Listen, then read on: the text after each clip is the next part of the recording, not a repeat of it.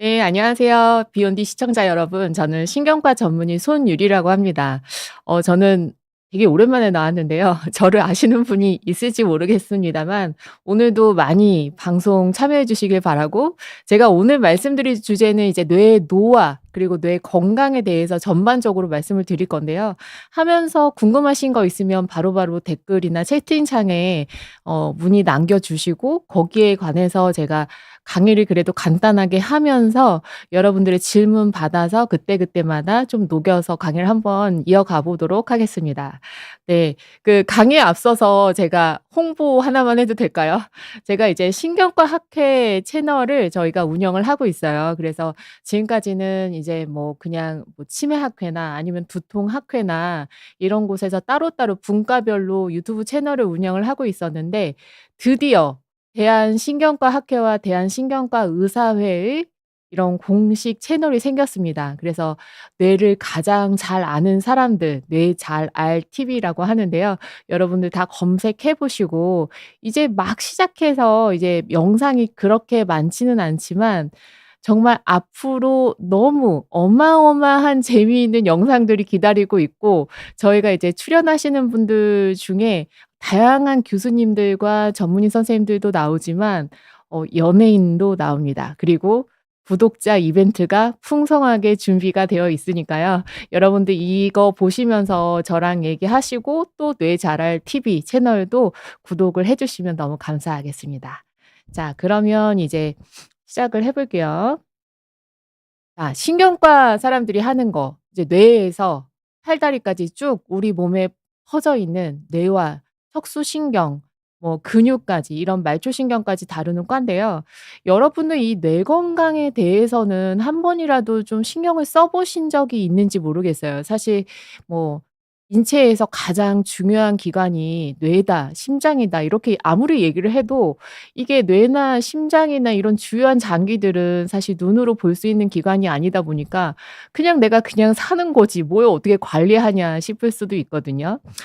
뭐 우리가 이제 얼굴 봤을 때 주름 생기면 뭐 보톡스하고, 뭐 살쪘으면 살 빼고 운동하고, 아니면 어디가 아프다 하면 이제 뭐 정형외과 가 가지고 엑스레이 찍고 하면서 바로바로 치료를 하는데, 뇌 같은 경우는 어떻게 보면 내가 어떻게 변하고 있는지, 나이 들어서 노화가 되고 있는지 잘 모를 수 있습니다. 그러다가 언제 갑자기 병원에 오시냐면요. 아, 내 동료가 그냥 어제까지 나랑 같이 점심 식사하고 뭐 술 한잔하고 잘 지내던 친구들이었는데 갑자기 뭐 뇌출혈이 생겼다면서 오늘 회사를 안 나왔다 그러면 나도 머리 아팠는데 나 뭔가 이상 있는 거 아니야?' 하면서 그때 이제 병원에 오시거든요. 그러니까 다른 사람이나 아니면 연예인들이 뭐 뇌출혈이나 뭐 종양이 생겼다 혹은 치매가 있다 했을 때 다른 사람들 보면서 좀 영감을 많이 얻으시거나 '나도 그렇지 않을까?' 이렇게 생각을 하시는 경우가 많은 것 같습니다. 하지만 스스로를 돌아보는 게 가장 중요하다는 거 먼저 말씀을 드리고요. 자, 우리가 다 이걸 보는 분들은 건강에 관심이 아무래도 많겠죠. 다 뭐 뇌 건강도 있지만 척추 뭐 아프지 않기 위해서 전에도 이제 신경외과 선생님들 강의 다 많으시고, 이후에도 이제 많은 강의들이 있는데, 이 뇌라는 거는 참 한순간에 나를 이제 나답게 살지 못하게 하고 나의 존재나 가족들의 생존까지도 이렇게 뿌리째 흔들어 놓는 게 이런 치매나 뇌졸중이 아닌가 싶어요.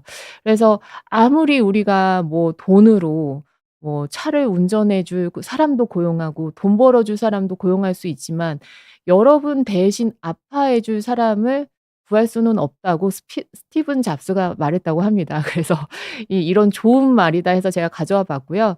이제 뇌 질환으로 고인이 된 이제 스타분들을 제가 이렇게 몇 분 봤더니, 제가 강소연 씨 엄청난 팬이었었거든요. 어렸을 때부터 이제 강소연 씨 나온 드라마를 제가 되게 많이 보고 '저렇게 예쁘면 좋겠다.' 막 이렇게 생각했었는데, 강소연 씨는 뇌동맥류 파열 때문에 한순간에 머리 아파서 중환자실에 있다가 이제 사망을 했었고, 안타깝게 사망을 했었고, 윤정희 씨는 영화배우죠. 여러분들도 알지만 이제 백건우 스타 그 피아니스트와 결혼하셨었고, 한 2010 년쯤에 영화를 찍었는데 그 영화가 이창동 감독의 시라는 영화였었거든요. 근데 이제 그게 공교롭게도 이 윤정희 씨가 치매 환자가 돼서 나온 영화였습니다. 그래서 그 치매 환자를 연기를 굉장히 잘해서 호평을 받았었는데 본인이 그때도 약간의 치매 증상이 있었고 그 이후로 10 년간 치매를 앓고 나서 이제 고백을 했었다는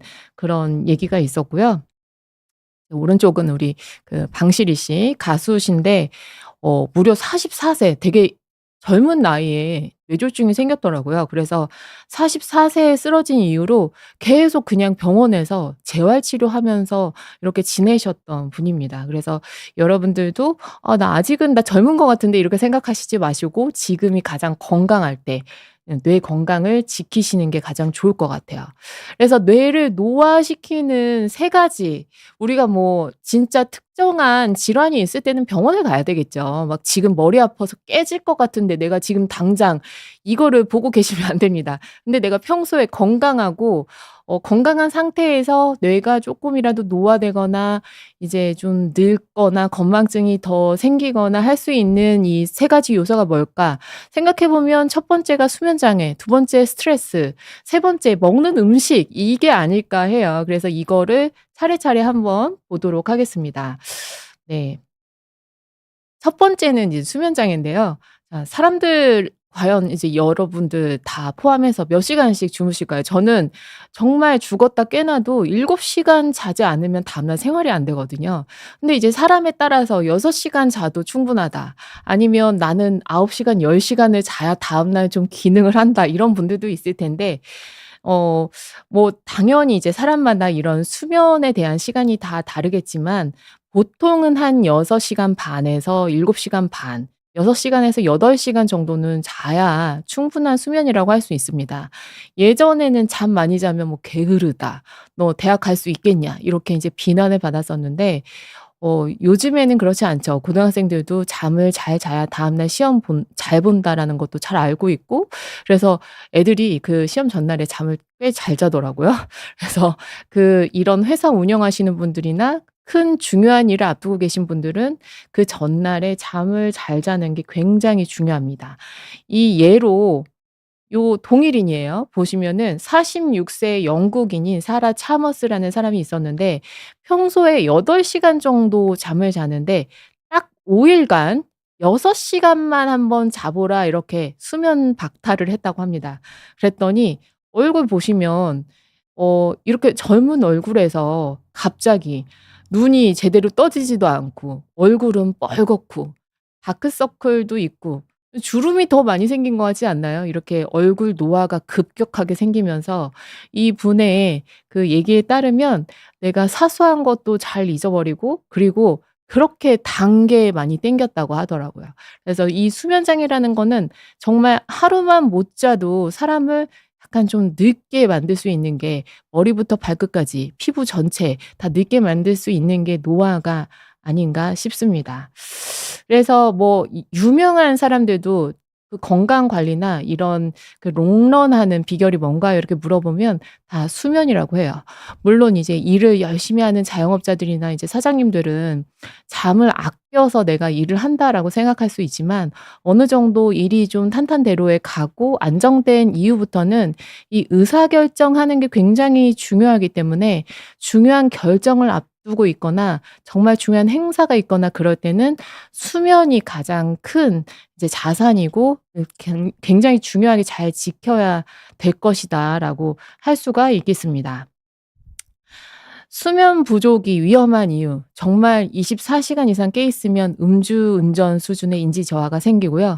피로로 인해서 집중력이나 판단력, 반응 속도도 감소할 수 있고 당연하죠. 이제 정말 잠을 제대로 못 주무신 분들은 그냥 병원에 와서도 제대로 사실 말도 잘 못하세요. 그리고 치매가 있으신 분들도 치매 검사를 할 때 그 전날에 잠이 부족하거나 이런 수면 장애가 있었던 분들은 다음날 인지기능 검사를 제대로 수행하지를 못합니다.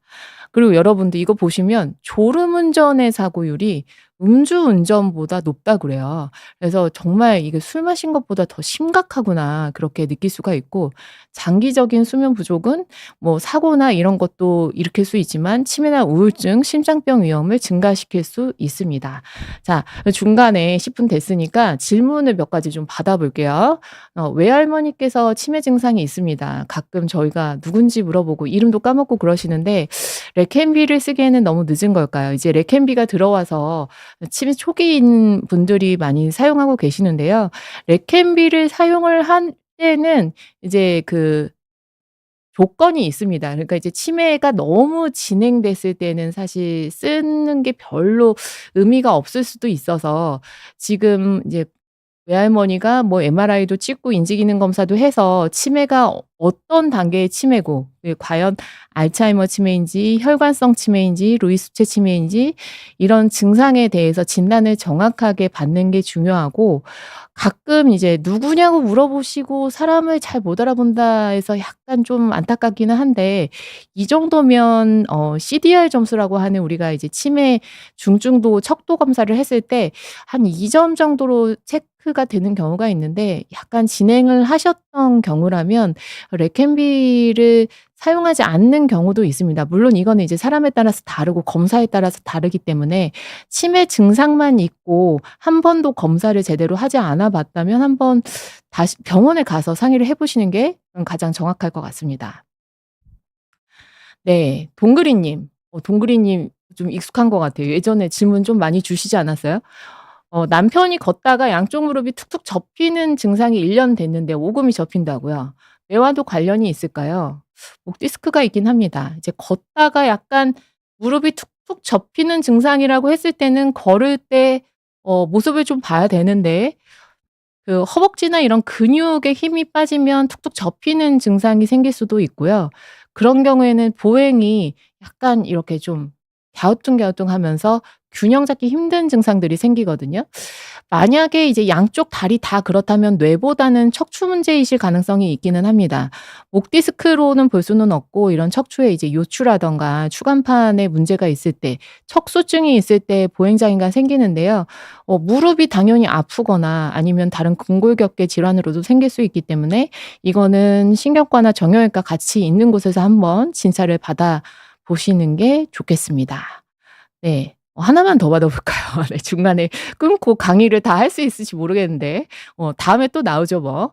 자, 50대 초반 남잔데요. 한 달 전에 왼쪽 뒤통수가 찌릿거리는 후두신경통 증상이 나타나고 거의 없어질 때쯤 왼쪽 귓속이 먹먹하고 욱신거리는 통증이 점점 심해져서 음 무리한 통증과 묵직한 통증이 한 달 정도 되어 가고 있는데 없어지지 않습니다.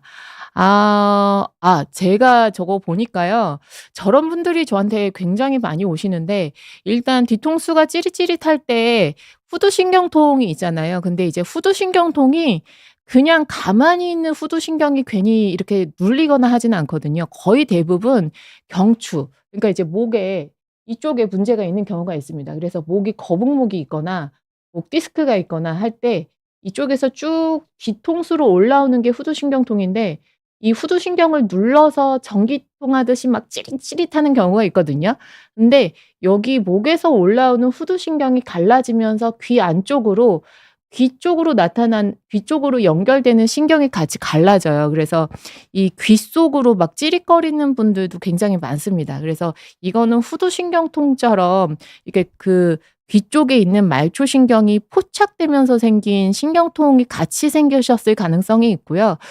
목 쪽에 엑스레이를 한번 찍어 보시면 어느 정도 진단이 되실 가능성이 있고, 이거는 약을 먹는다고 해서 이제 100% 없어지진 않고, 결국에는 경추가 어느 정도 근본적으로 문제가 있는지를 봐야지 해결되기 때문에, 목 엑스레이를 먼저 찍으시고 후두신경통이나 이런 귀 쪽이나 아니면 묵직한 머리의 통증, 이런 것들이 원인이 뭔지를 제대로 살펴보시는 게 좋겠네요. 네. 그럼 다음 강의 쪼끔 하고 다시 질문해 볼게요. 질문 받아 볼게요. 네. 그래서 우리가 이제 수면 부채라는 게 있습니다. 계속 잠 얘기를 하고 있는데요.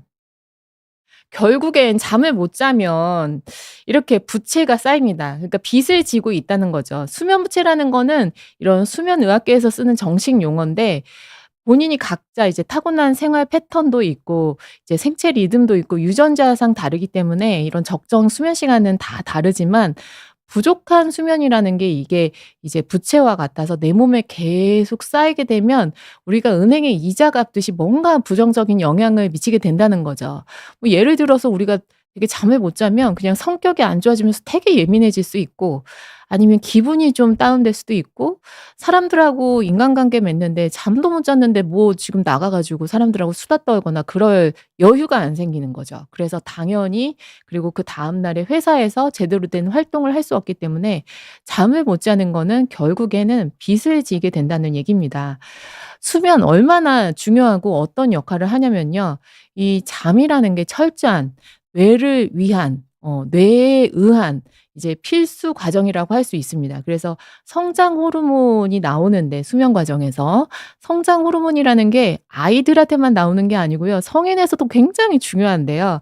이 어린이와 청소년에서도 이제 키를 크게 하는 데 중요하지만 성인에서는 근육 회복, 신체적인 회복, 면역력을 강화시키는 데 굉장히 중요합니다. 그래서 어떤 병원에서는 이런 성장 호르몬 주사를 사실은 이 항노화 클리닉에서 사용하는 경우가 있어서 이 성장 호르몬이라는 게 그렇게 중요한 거예요. 그리고 잠을 잘 자야 이런 자연 살해 세포라든가 이제 NK 셀이라고 해서 여러분들 중에 좀 검사를 해 보신 분들도 있을 텐데요. 이런 면역 세포들이 잘 증식을 하고 세균이나 바이러스가 들어왔을 때 잘 제대로 된 면역으로 기능을 할 수가 있고 또 만약에 이제 암 세포가 조금이라도 자랐다면 이런 암이나 염증을 없앨 수 있는 게 우리가 수면하는 동안입니다. 그리고 멜라토닌이라는 호르몬이 분비가 되죠. 멜라토닌은 밤에 우리 몸에서 활발하게 뇌에서 분비되는 호르몬인데요.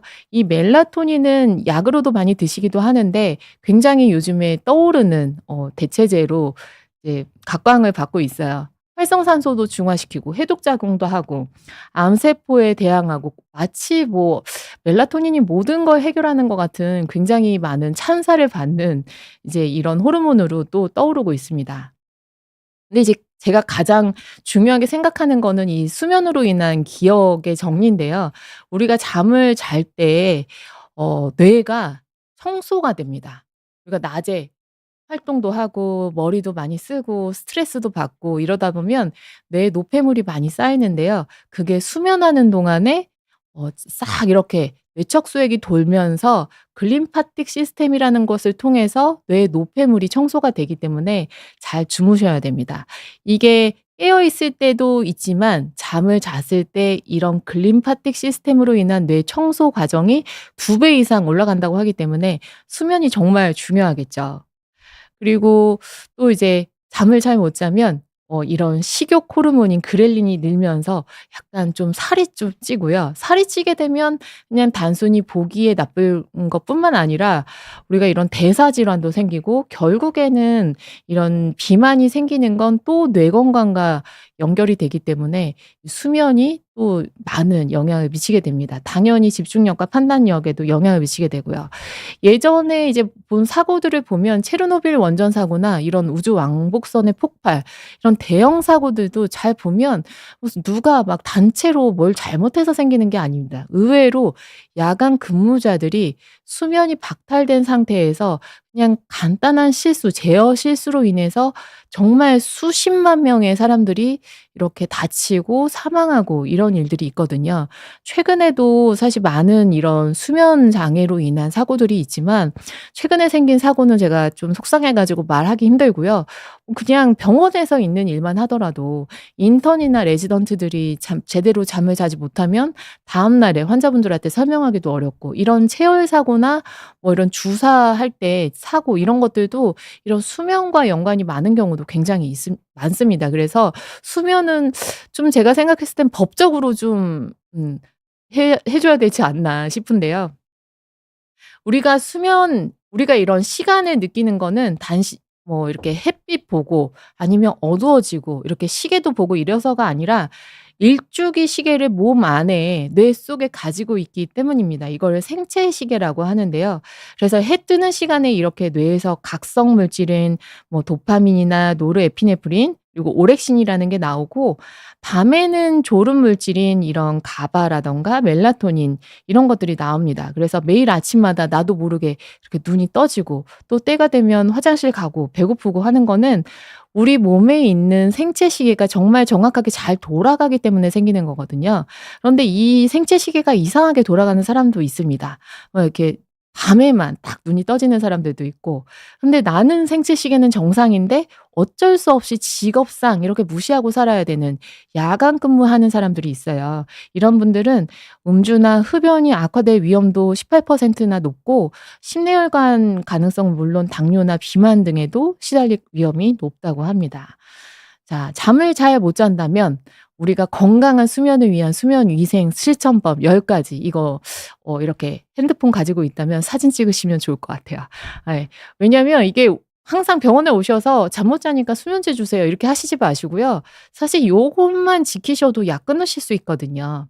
규칙적인 시간에 잠자리 들고 일어나 보세요. 그러니까 내가 어제 잠 못 잤으니까 나는 한 저녁 먹고 7시 지금부터 자서 내일 아침 7시 까지 12 시간을 잘 것이다. 그렇게 절대 안 되거든요. 근데 내가 딱 규칙적인 시간을 정해 놓고 보통 7 시간을 자니까 11 시부터 6 시까지 하겠다. 아니면 뭐 10 시부터 6 시까지 하겠다. 이렇게 시간을 정해 놓고 이런 수면 시계가 정확하게 돌아가게끔 패턴을 만들어야지, 이걸 이랬다 저랬다 하면 사실 수면 장애가 생길 위험이 굉장히 큽니다. 그리고 당연한 얘기지만 낮잠은 자더라도 30 분을 넘기지 마시고요. 근데 이제 낮잠은 한 10분 정도 자는 거는 도움이 많이 되는 것 같아요. 한 점심시간에 한 10분 정도 자면 오후에 일할 때도 굉장히 머리 맑아지고 좀 체력이 회복될 수 있어서 저는 가끔 10분 정도 좀 자기도 하거든요. 물론 이제 점심 식사 후에 약간 역류성 식도염이 오는 경우가 있긴 한데, 그래서 점심시간 되면 약간 낮잠을 먼저 자고 나서 식사를 하러 가는 경우도 있습니다. 그리고 이 세 번째 진짜 중요한데요. 낮 동안 햇볕을 충분히 쐬세요. 그리고 낮에 이런 빛을 보시면서 왜 활동을 하셔야지 내가 밤 동안에 멜라토닌 호르몬이 잘 나올 수 있습니다.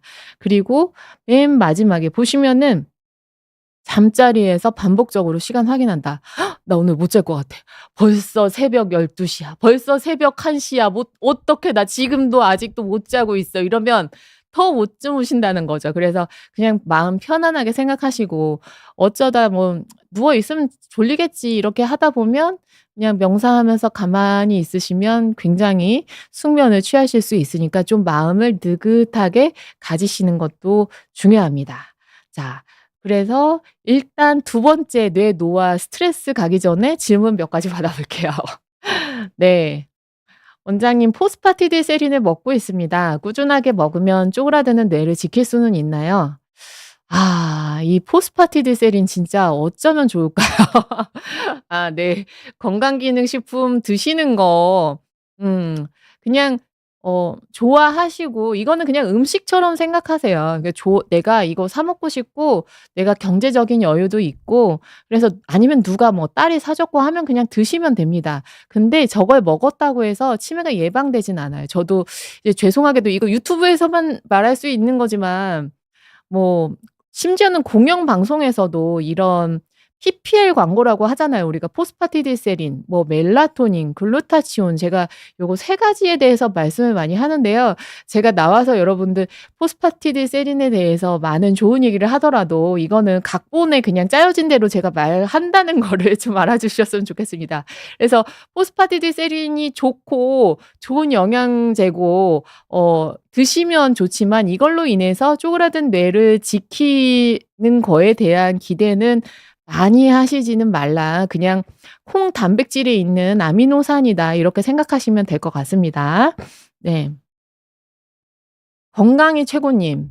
94세 어르신께서 삼킴 장애는 없지만 음식 거부 증상이 너무 심합니다. 한 달 전 기도 폐쇄로 CPR을 했는데, 사고 전엔 식사도 잘하셨는데 그 후에 거부 증상이 심해지셨어요. 자, 첫 번째 이유, 일단 뭐 이런 몸이 아프니까 우울하고 불안하고 이런 증상 때문에 식사를 거부하시는 거일 수도 있고요. 두 번째는 이렇게 삼킬 때 뭔가 기도 폐쇄 이후에 좀 이유가 있으셨을 거예요. 제가 뭐 내가 음식을 먹다가 갑자기 이게 기도가 막히면서 됐다면 또 음식을 먹으면서 갑자기 또 '기도 폐쇄가 되지 않을까.' 하는 이런 걱정 때문에 음식을 제대로 못 드실 가능성도 있고, 아니면 이런 식도나 위 통증 때문에, 그러니까 그야말로 정말 배가 소화가 안 되고 소화 기능이 떨어져서 식사를 거부하시는 경우도 있습니다. 혹시 알츠하이머 치매로 식사 거부 증상이 있다면 해결책이 있을까요?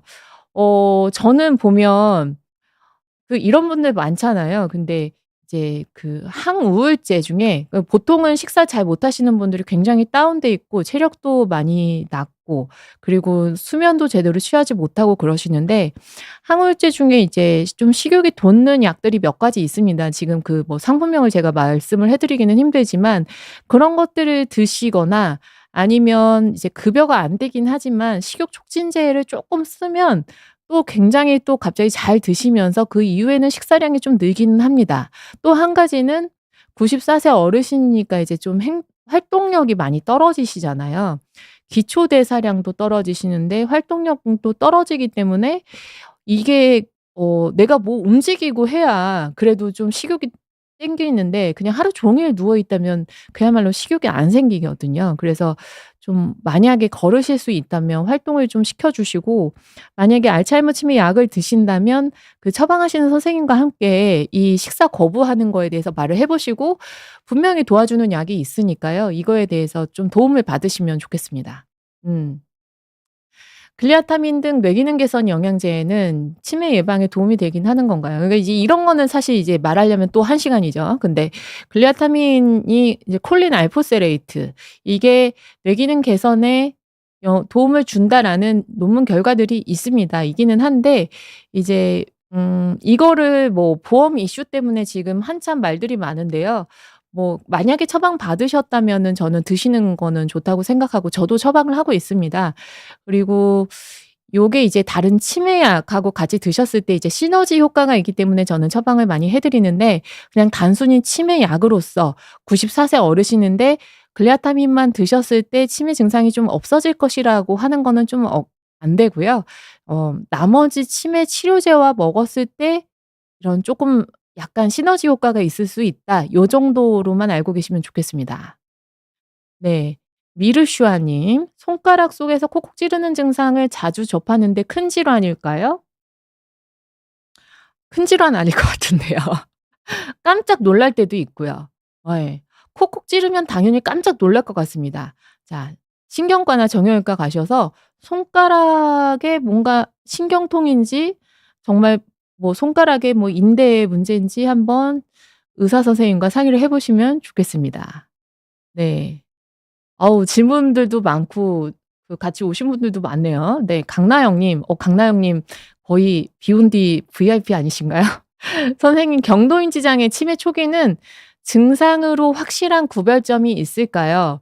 신경 인지 검사를 받으면 알 수 있나요? 궁금합니다. 자, 경도인지 장애와 치매 초기는 뭔가 뭐 무슨 혈액 검사해 가지고 확실하게 구별할 수는 없습니다. 다만 이제 의학적으로 그냥 교과서적으로 설명을 드린다면, 경도인지 장애도 기억력이 떨어져서 내가 확실하게 신경 인지 검사를 했을 때 객관적인 수치상 정상 이하로 떨어지지만, 경도인지 장애는 일상생활 능력은 다 가능한 상태입니다. 치매 초기는 객관적으로 인지기능 검사상 떨어지기도 하고, 그리고 일상생활에도 지장이 있는 상태입니다. 치매 초기이신 분들이 보통 이제 약간 '내가 좀 이상하다.' 해서 왔을 때는 길을 헤매거나 아니면 자꾸 이런 단어나 언어 장애가 생기면서 내가 사람들 만나는 대인관계에 문제가 있거나, 아니면 얼마 전에도 이제 오셨던 분인데 50대 초반이셨던 분인데 이분 치매 초기였거든요. 일하는데 자꾸 50 대니까 일 한참 할 때잖아요. 근데 내가 20년 넘게 했던 일인데 이 업무하는데 점점 순발력이 떨어지고 자꾸 지적을 받기 시작한다고 해서 오셨거든요. 이런 경우에는 치매 초기라고 볼 수가 있죠. 그러니까 치매 초기와 경도인지 장애를 구분하는 거 그건 바로 일상생활 능력의 차 이제 저하가 있냐 없냐로 구분을 합니다. 네. 저 한문은 뭔가요? 피디님? 뭘까요? 네. 어릴 적 이마 바로 위가 터져서 네 대여섯 반을 꿰맸는데 머리를 찢거나 하면 생안이 너무 아픕니다. 뇌하고는 연관 없을까요? 어릴 때 아마 이제 쿵 하면서 머리 찧었을 때 머리 CT를 찍으셨을 겁니다. 그래서 CT상에 만약에 출혈이나 이런 게 없었다면 뇌하고는 연관이 없을 거고요. 만약에 예전에 한번 다친 적이 있는데 지금 현재 상태가 궁금하다 그러면 머리 영상 검사를 한번 해 보실 수 있습니다. 네. 키보드 매니아님까지 질문 받고 또 이어가 볼게요. 40대 남성입니다. 목 뒤쪽에서 뒤통수 쪽이 순간적으로 찌릿하는 증상이 가끔씩 나타나는데 아까 후두신경통하고 좀 비슷하시네요. 뇌와 연관이 있는 걸까요? 편두통도 자주 있는 편인데 치아 문제일 수도 있을까요? 치통도 자주 있는 편입니다. 그래서 아까 이제 뒤통수가 그냥 순간적으로 찌릿하면서 그냥 살짝 찌릿하는 거는 그야말로 후두신경통 가능성이 있고 그거는 오히려 이제 뇌 안에 뇌에 무슨 혹이 있거나 뇌출혈이 있거나 이런 문제보다는 경추에서 올라오는 후두신경, 말초신경이 눌려서 생기는 경우가 많고요. 편두통이라는 것은 쪼끔 특별한 질환입니다. 편두통은 욱신욱신하면서 구토하고 일상생활이 안 되고 한 대여섯 시간 머리 아파서 어두운 곳에 쪼그려 있고 이런 게 편두통이에요. 한쪽 머리가 아프다고 해서 편두통은 아니거든요. 근데 이 치아 문제가 있다고 한 걸로 봤을 때 턱관절 장애가 있는 경우도 치통도 있고 이런 한쪽으로 머리도 아프고 아니면 이런 턱관절 장애와 함께 좀 이런 거북목하고도 연관이 있으신 분들이 꽤 있던데요. 그런 분들은 한번 신경과에서 진찰 한번 받아 보세요. 결국에는 이쪽 근골격계 문제 그리고 턱관절 문제와 연관이 있는 가능성이 있으실 것 같습니다. 네. 이렇게 해서 또 한 달락 끝냈고 다음 또 이어가 볼게요. 스트레스. 스트레스 없는 사람 없죠. 근데 이제 뇌를 노화시키는 것 중에 스트레스 저는 꼭 얘기를 해 드리고 싶었어요. 스트레스 관리를 당연히 이제 정신건강의학과를 방문하기도 하지만 이 신경과에서도 이 스트레스로 인한 두통, 스트레스로 인한 어지럼증, 스트레스로 인한 수면 장애 너무 많습니다. 그래서 스트레스로 인한 거는 당연히 뭐 이런 시험이라든가 스포츠 경기라든가 이런 거에는 스트레스가 있어야 되겠죠. 우리 이런 애들 보세요. 이런 애들 시험 봐야 되는데 시험 스트레스 전혀 없어. 그럼 공부를 안 해요. 그러니까 당연히 스트레스는 이런 각성 상태를 가져오고 집중력을 향상시키는데 굉장히 좋습니다. 하지만 문제는 만성적인 스트레스예요. 계속 피로가 쌓이고 스트레스가 쌓이고 부부끼리 계속 쌓이고 부부끼리 계속 싸우고 애랑 계속 다투고 이러면 이게 만성적으로 뇌를 이렇게 변화를 시킨다는 거죠. 그래서 이거는 제가 한국말로 안 써 왔네요. 미국에서 이런 스트레스 지수인데 내가 살면서 어떤 거에 스트레스가 가장 많냐를 몇 가지를 조사를 해 봤더니 가족과 관련된 일이 굉장히 많았습니다. 첫 번째는 가족의 사망, 두 번째는 이혼 이런 게 정말 스트레스고요. 그리고 별거 하는 것도 굉장히 큰 스트레스였고 저는 이거 보고 되게 좀 그럴 수 있겠다 싶었는데 7위 보면은 marriage 결혼도 큰 스트레스일 수 있죠. 그래서 이런 직장도 문제지만 가족 간의 사이가 굉장히 스트레스나 이런 만성적인 이 스트레스 관리에 가장 중요한 것 같습니다. 네. 그래서 이게 스트레스라는 게 그냥 뭐 비상 상태잖아요. 몸에는 막 알람이 띠링띠링 울리는 건데 이 스트레스를 받을 때 몸이나 뇌에서는 생존에 필요한 것만 해결을 하게 되기 때문에 신체적으로 이런 근육을 키우거나 뇌 기능을 잘 조절하거나 하는 데는 쓸 여유가 없다는 거죠. 이런 코티솔이나 카테콜라민 같은 이런 신경 전달 물질들은 몸에 필요한 단백질 합성을 다 억제하기 때문에 근육도 위축시킬 수 있고요. 당뇨 위험도 증가하고요. 당뇨가 있으신 분들은 당뇨가 있으신 분들은 당 조절도 잘 안 되고요. 스트레스로 인해서 혈압도 막 올라가고요. 이런 고혈압이나 심장병 위험도 올라갈 수 있습니다. 그리고 이런 만성 스트레스가요. 저는 진짜 깜짝 놀랐는데 유전으로 좀 이렇게 유전될 수 있다는 연구 결과도 있다고 해요. 그래서 그 부모가 계속 스트레스 때문에 막 한숨 쉬고 그 스트레스에 굉장히 예민하고 하면 아이들도 그거에 영향을 많이 받을 수 있다는 거죠. 그리고 가장 큰 거는 만성 스트레스가 쌓이면 이런 해마의 신경세포들이 근본적으로 변화됩니다. 그래서 해마라는 게 이렇게 뉴런으로 이루어져 있는데 이런 신경세포에서 세포들이 이렇게 늘어나고 기능을 하고 하는 거는 세포들의 이런 가지치기거든요. 그런데 스트레스가 심해지면 이런 가지치기가 제대로 안 되고 신경 이제 말단 부위에서 제대로 신경 재생이 안 되면서 신경 전달 물질들이 제대로 분포가 안 되죠. 이렇게 되면 뇌가 구조적으로도 뇌가 위축이 되고 뇌가 작아질 수도 있습니다. 반대로 해마는 작아지는데 또 이제 공포 중추는 편도체라고 하거든요. 이런 편도체는 갑자기 활성화되면서 계속 내가 스트레스만 받으면 공포심만 유발되고 기억력은 떨어지는 약간 이런 비정상적인 머리의 상태가 될 수가 있다는 거죠. 그래서 우리가 이제 원인을 알 수 없는 고통, 신체 증상 장애, 신체형 장애라고 하는데요. 어우, 네, 오랜만에 말을 많이 했더니 목이 잠기네요. 네, 이해 부탁드립니다. 이제 예를 들어서 다리가 부러지지도 않았는데 뇌나 뭐 척추에 문제가 있지도 않은데 갑자기 한쪽 편마비가 생겼다. 이런 분들이 간혹 가다 응급실에 보입니다. 근데 이제 편마비가 나타나서 뇌졸중인 줄 알고 정말 막 CT, MRI 다 찍고 이렇게 주사제를 쓰려고 하는 순간 알고 보니 아들과 싸워서 갑자기 우측이 편마비를 호소하는 경우도 있고 갑자기 머리가 터질 듯이 아프다 이렇게 하면서 응급실에 오시는 경우가 있는데요. 이런 스트레스가 쌓이면 당연히 이제 이런 감각의 민감도가 증가합니다. 이 사람들이 뭐 단순히 꾀병이라는 게 아니라요. 전두엽 기능이 떨어지기 때문에 감정을 조절하기가 어려워져요. 작은 감각에도 굉장히 깜짝 놀라면서 스트레스를 많이 받는 거죠. 그리고 아까 말씀드린 편도체라는 이런 공포를 유발하는 이런 중추신경이 있는데 이게 과도하게 활성화되면서 이런 스트레스를 아니면 몸의 감각을 위협을 과도하게 인식을 하는 거죠. 그래서 사소하게 사소한 신체 감각도 과장되게 느껴질 수 있습니다. 그래서 내가 한쪽으로 약간 감각이 좀 손이 저리거나 다리가 저리다 이런 거를 '나 뇌졸중 생겼다.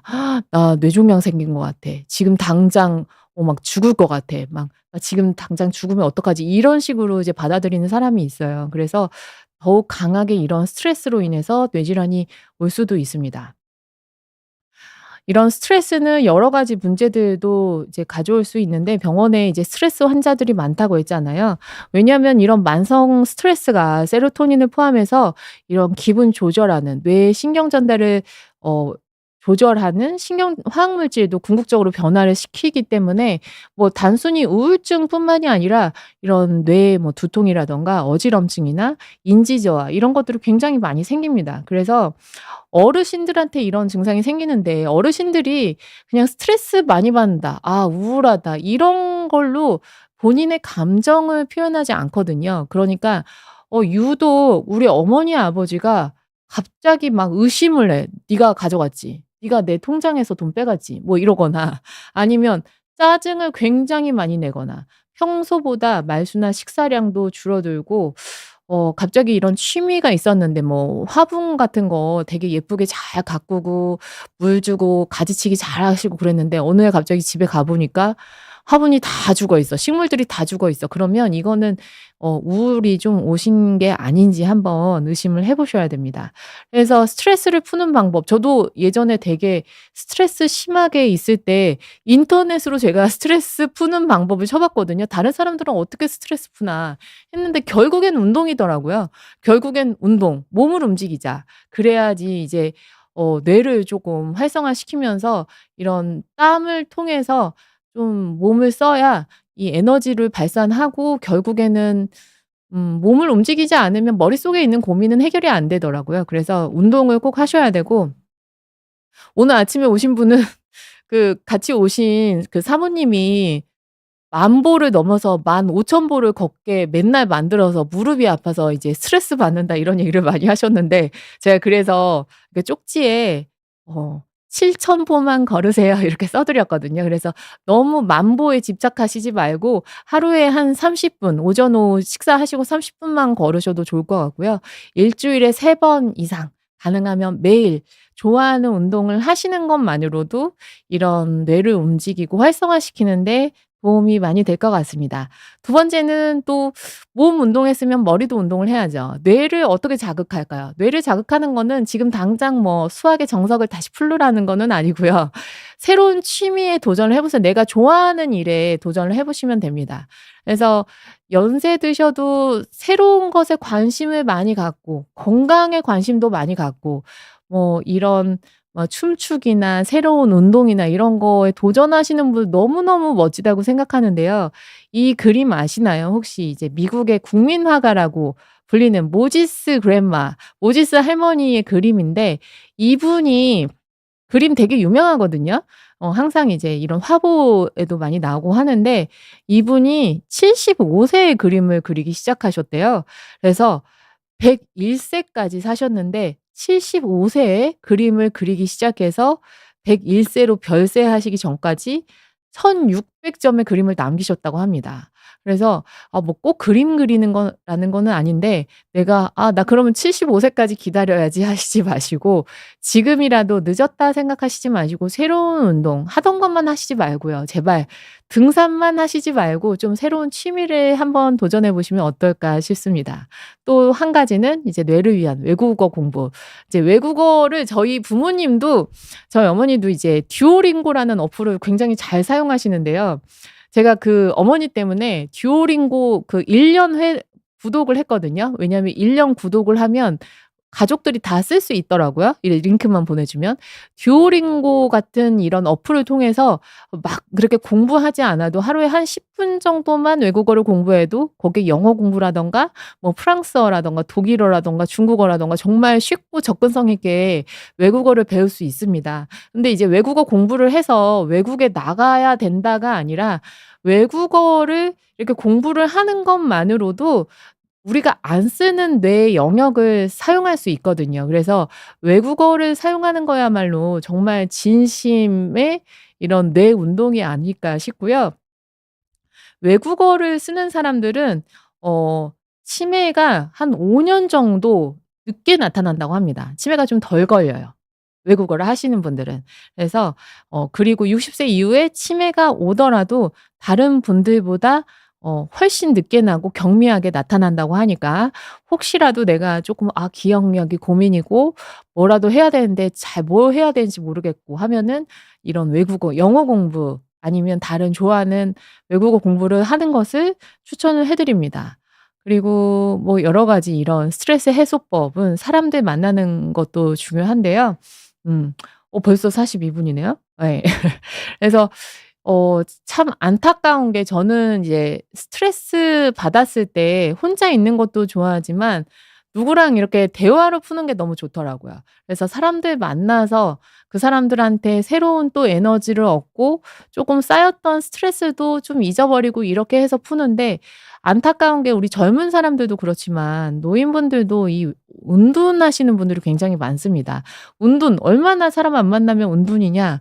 한 달에 한 번도 안 나가는 사람은 운둔이라고 하거든요. 그래서 한 달에 한 번도 안 나가는 사람은 언어 영역 떨어지겠죠. 누구랑 말할 사람이 없잖아요. 그래서 언어 영역이나 이런 사회 지각력도 떨어지지만 뇌에서 이런 친밀감을 통해서 나오는 옥시토신이나 도파민 같은 신경 전달 물질들이 부족하기 때문에 사람들을 많이 만나는 게 가장 쉬운 치매를 예방하는 방법일 수 있습니다. 그래서 한 달에 한 번 가능하다면 일 주일에 한 번이라도 좀 사람들을 만나면 좋을 것 같아요.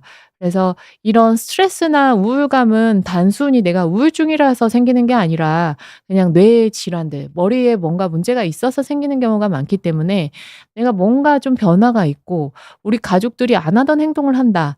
근데 뭐 정신건강학과에서 가 보면 약 먹어도 별로 효과가 없다 하면 한 번쯤은 신경과에 오시는 거를 추천을 해 드립니다. 자, 세 번째 넘어가기 전에 또 질문을 몇 가지 받아 볼게요. 네. 서춘희 님 그 고민을 좀 길게 적어 주셨어요. 63세 여성입니다. 뇌수술을 8 번이나 하셨다고요? 아 진짜 고생하셨습니다.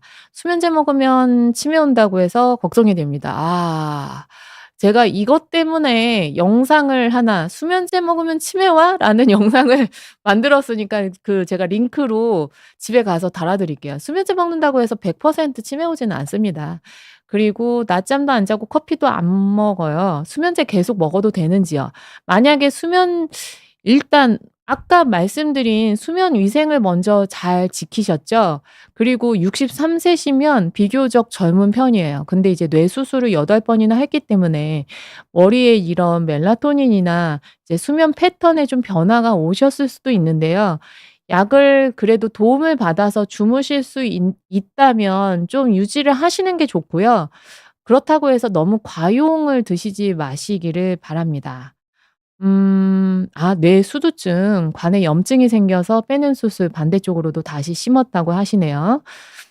음.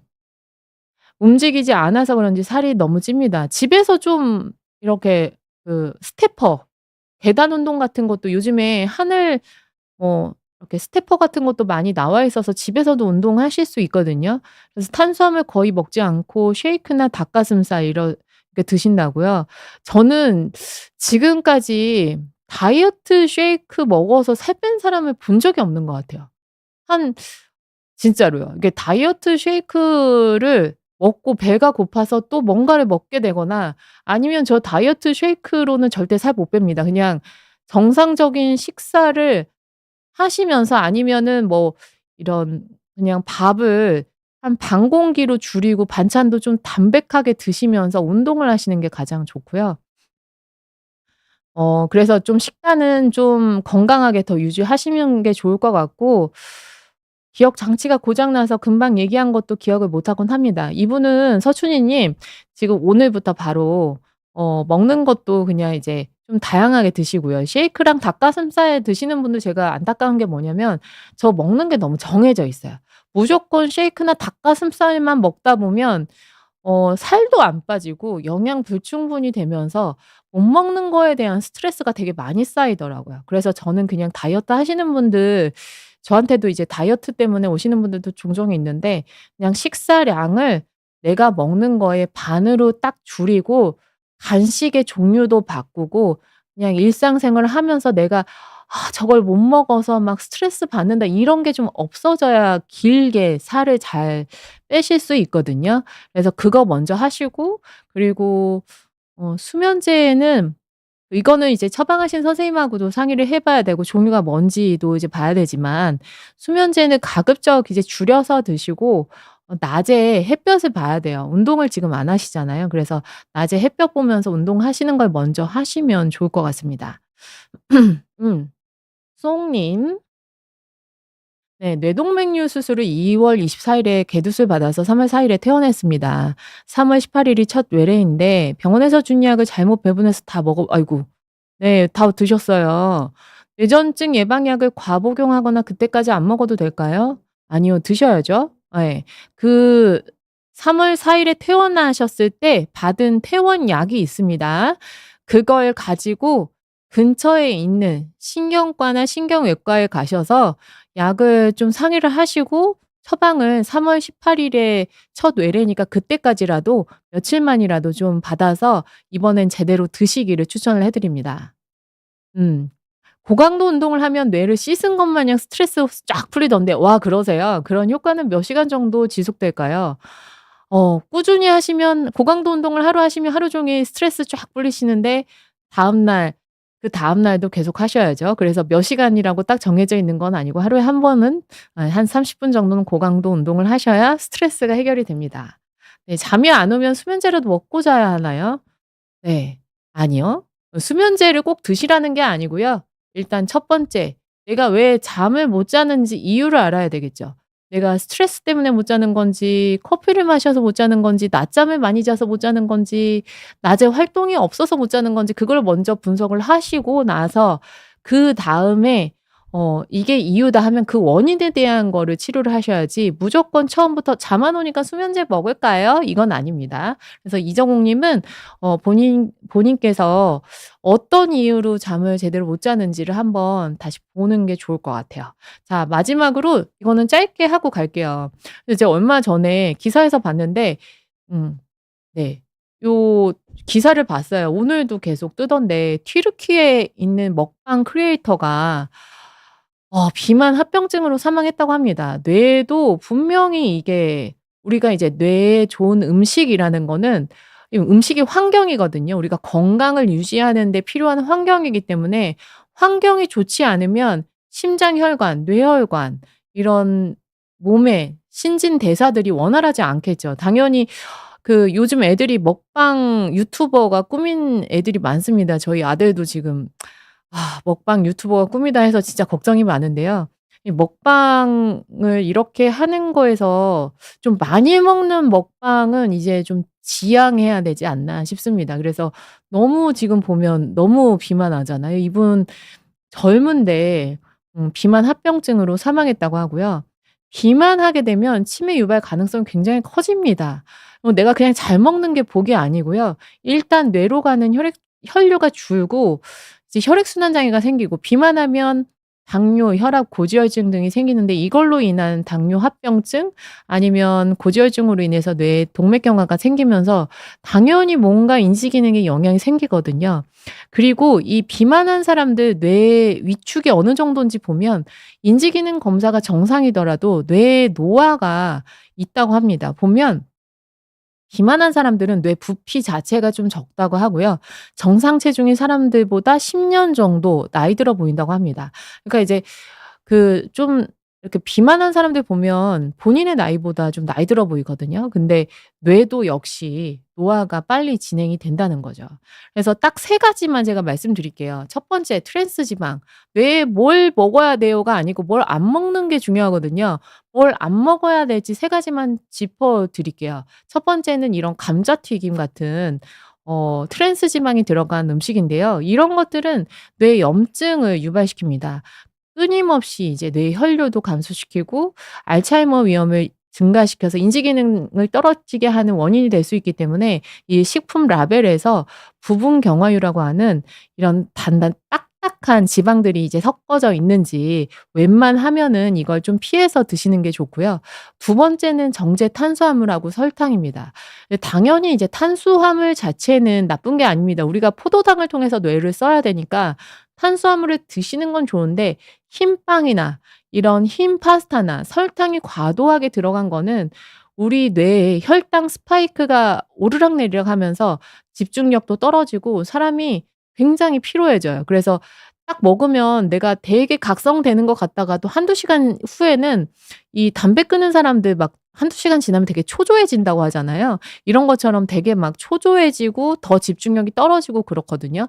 이게 혈당이 급상승하고 급하강하면서 생기는 문제입니다. 그래서 이런 너무 과도한 설탕이 들어간 음식은 줄이는 게 좋고 그 대신 복합 탄수화물 이런 통곡물이나 고구마로 대체해서 드시는 게 좋고요. 세 번째는 술입니다. 네, 술은 100번 말해도 이제 부족하지 않은데요. 술은 그냥 거의 안 드신다 생각하시는 게 좋습니다. 뭐 내가 사람들 만나야 되고 영업해야 되고 이러면 그냥 일 주일에 한 번 뭐 이렇게 마시는 자리에 참석하는 거 어쩔 수 없다라는 분들도 있지만요. 내가 뇌 질환이 있고 뇌에 문제가 있는데 막 뇌 건강을 걱정하고 약을 드시는데 음주를 그래도 한두 잔 스트레스 받으니까 하신다 한다면 그거는 끊으시는 게 좋습니다. 알코올은 해마를 위축시키고요. 감정 기복을 심하게 만들고 장기 과음 시에 뇌세포를 손상시킬 수 있습니다. 그래서 병원에 늘 하루에 한두 번 정도는 이제 술로 인한 문제가 있으신 분들이 오는데 심지어는 술 드시고 병원에 오시는 분들이 있어요. 그런 분은 애초에 사실 병원 진료가 안 되거든요. 근데 이런 분들 정말 술 끊으셔야 모든 것들 이런 인지기능 저하나 손떨림이라든가 아니면 수면 장애를 또 술로 해결하시는 분들이 있는데 절대 해결되지 않습니다. 그래서 술은 끊으셔야 된다는 거 말씀을 드릴게요. 그래서 일단 맨 마지막으로 가서 치매 예방 수칙 뇌 노화 예방 수칙이라고 해 볼게요. 일 주일에 3번 걷는 운동, 식사, 뭐 독서 이런 거는 잘 지키시고 참을 것, 술, 담배, 머리 다치지 않도록 조심하고 챙길 것은 혈압, 혈당, 콜레스테롤 이런 만성 질환이 있는 거를 잘 체크하시고 그리고 가족들 만나서 다양한 이런 인간관계를 통해서 사회적 네트워크도 유지를 하시는 게 당연히 좋습니다. 자, 질문 받고 네, 끝낼까요? 아, 질문이 없네요. 네, 그래서 저는 지금까지 이제 서울정형외과 신경과를 운영하는 신경과 전문의 손유리였고요. 아까 말씀드린 뇌자랄 잘 구독해 주시고 저는 또 개인적으로 브레인튜브라는 채널을 운영하고 있어서 브레인튜브도 생각나시면 한 번씩 좀 구독 눌러 주시면 감사하겠습니다. 그럼 저는 다음 시간에 뵙겠습니다. 안녕히 계세요.